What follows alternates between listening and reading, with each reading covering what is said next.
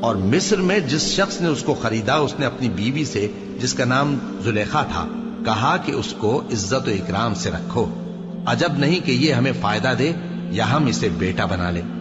اس طرح ہم نے یوسف کو سرزمین مصر میں جگہ دی، اور غرض یہ تھی کہ ہم ان کو خواب کی باتوں کی تعبیر سکھائیں، اور اللہ اپنے کام پر غالب ہے لیکن اکثر لوگ نہیں جانتے۔ اور جب وہ اپنی جوانی کو پہنچے تو ہم نے ان کو دانائی اور علم عطا کیا، اور نیکوکاروں کو ہم اسی طرح بدلہ دیا کرتے ہیں۔ اور جس عورت کے گھر میں وہ رہتے تھے اس نے ان کو اپنی طرف مائل کرنا چاہا اور دروازے بند کر کے کہنے لگی، یوسف جلدی آؤ۔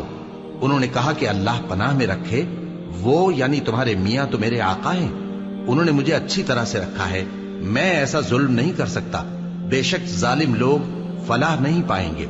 اور اس عورت نے ان کا قصد کیا اور انہوں نے اس کا قصد کیا۔ اگر وہ اپنے پروردگار کی نشانی نہ دیکھتے تو جو ہوتا سو ہوتا۔ یوں اس لیے کیا گیا کہ ہم ان سے برائی اور بے حیائی کو روک دیں، بے شک وہ ہمارے چنے ہوئے بندوں میں سے تھے۔ اور دونوں دروازے کی طرف بھاگے، آگے یوسف پیچھے زلیخا، اور عورت نے ان کا کرتا پیچھے سے پکڑ کر جو کھینچا تو پھاڑ ڈالا، اور دونوں کو دروازے کے پاس عورت کا خاوند مل گیا۔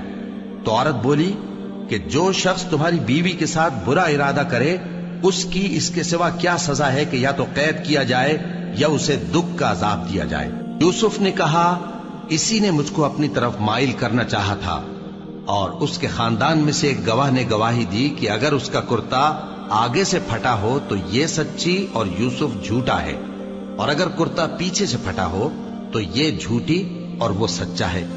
سو جب اس کا کرتا دیکھا تو پیچھے سے پھٹا تھا، تب اس نے زلیخا سے کہا کہ یہ تمہارا ہی فریب ہے، اور کچھ شک نہیں کہ تم عورتوں کے فریب بڑے بھاری ہوتے ہیں۔ یوسف اس بات کا خیال نہ کر، اور زلیخا تو اپنے گناہ کی بخشش مانگ، بے شک خطا تیری ہی ہے۔